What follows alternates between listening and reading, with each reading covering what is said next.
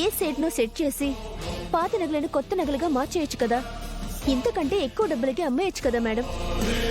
మరి యాదమ్మ ఎందుకని దొంగ నగలను తక్కువ రేటుకే వీళ్ళకి అమ్మింది? తెలీదు రమ్య, కానీ నాకెందుకో ఈ వేషం వెనుకున్నది దొంగ నగల వ్యాపారం ఒకటే కాదు, ఇంకేదో ఉందనిపిస్తుంది. ఉత్త నగల కోసం ముగ్గురిని చంపదు, పోలీసుల మీదకే రౌడీల్ని పంపదు. లక్ష్మింట్లో ఉన్న కవర్లో నగలతో పాటు ఇంకేదో ఉంది.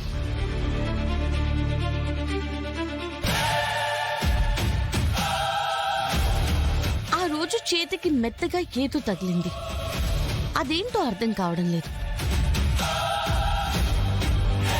కానీ యాదమ్మిలా మిడిల్ క్లాస్ ఆడవాళ్ళని అడ్డు పెట్టుకుని ఇంకేదో చేస్తుంది.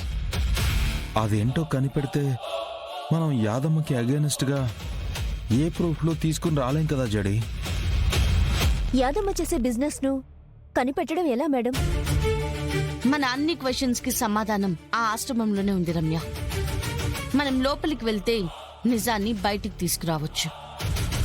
మొన్న మీరు వెళ్ళినందుకే హోమ్ మినిస్టర్తో ఫోన్ చేయించారు కదా మేడం, మరి ఇప్పుడు రాణిస్తుందా?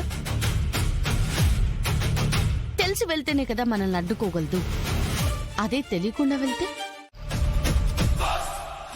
యువరాజ్, ఏమైందిరా నీకు? ఎందుకు సోనీని కొట్టావు? పాపం ఎంత ఫీల్ అయిందో ఏంటో. వెళ్ళి సారీ చెప్దాం.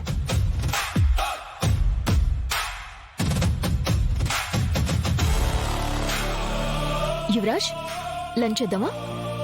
నాకు ఆకలిగా లేదు నిషి, నువ్వు తిను, నేను తర్వాత తింటాను. ఇద్దరం కలిసి భోజనం చేద్దాం అనుకున్నాం కదా, నీ కోసమని నీ ఫేవరెట్ డిషెస్ అన్ని ఇంటి దగ్గర నుంచి తెప్పించాను. ప్లీజ్ యువరాజ్. సరే, హ్యాండ్ వాష్ చేసుకొని వస్తాను, నువ్వు వడ్డించు.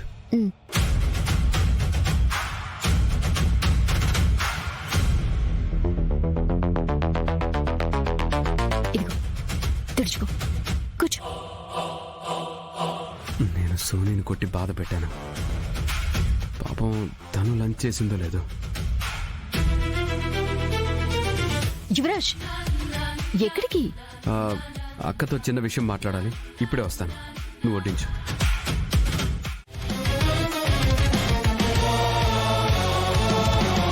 మాతా, చెప్పు.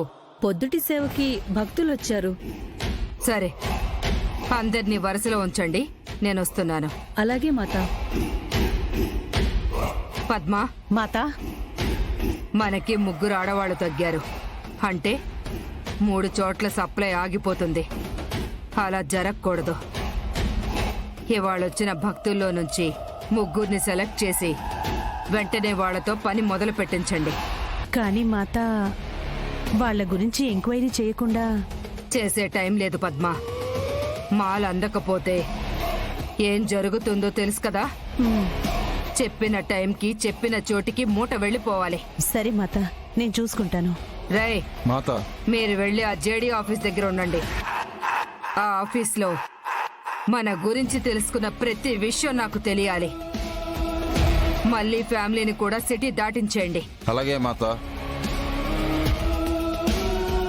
పద్మా, పద. సరే మాతా.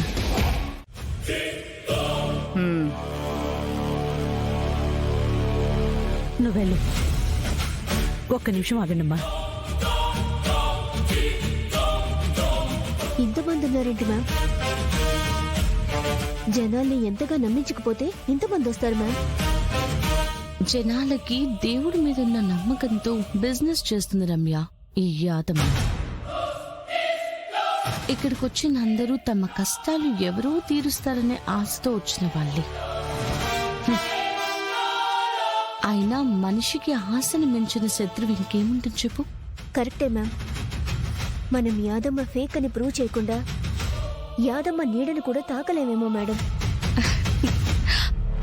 అవును, దానికంటే ముందు మనమెవరో ఇక్కడ ఎవ్వరికీ తెలియకూడదు. తెలిస్తే మనల్ని ప్రాణాలతో ఇక్కడి నుంచి పంపించారు.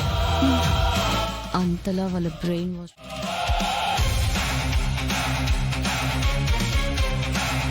మాతాజీ,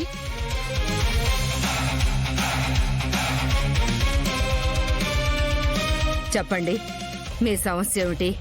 అమ్మా, నా మొగుడు దీని మొగుడు ఫ్యాక్టరీలో పనికి పోతారు. నేను ఇది పక్కనుండే అపార్ట్మెంట్లో పనికి పోతాము. జీవితం అంతా ఇట్ట కష్టపడుతూనే ఉండాలని లేదమ్మా. మీరు కనికరిస్తే జీవితాలు మారిపోతాయి అన్నారు. మీరు మమ్మల్ని కనికరించండమ్మా. మెడలో ఒక నగైనా కొనుక్కుంటాము. మీరేం పూజ చేయమన్నా, ఎన్ని ఉపవాసాలు ఉండమన్నా, ఏం చెయ్యమన్నా చేస్తాం. అవునమ్మా. ఎంత కష్టమైనా పడతామమ్మా. దయచేసి మాకు సహాయం చేయండమ్మా.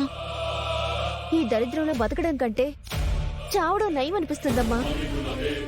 మనకు కావాల్సిన ముగ్గురిలో 2 దొరికినట్టే ఉన్నారు.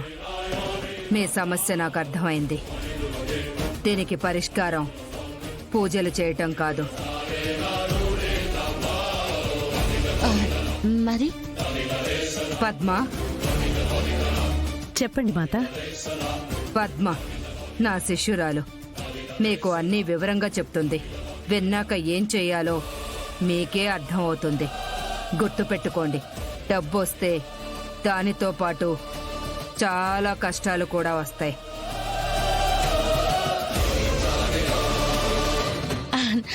చావుకే సిద్ధపడ్డవాళ్ళం. అలాంటిది కష్టముకు లెక్క. మేమేమైనా చేస్తాము. అలాగే పద్మ, తీసుకువెళ్ళు. సరేనమ్మా. రండమ్మా, రండి.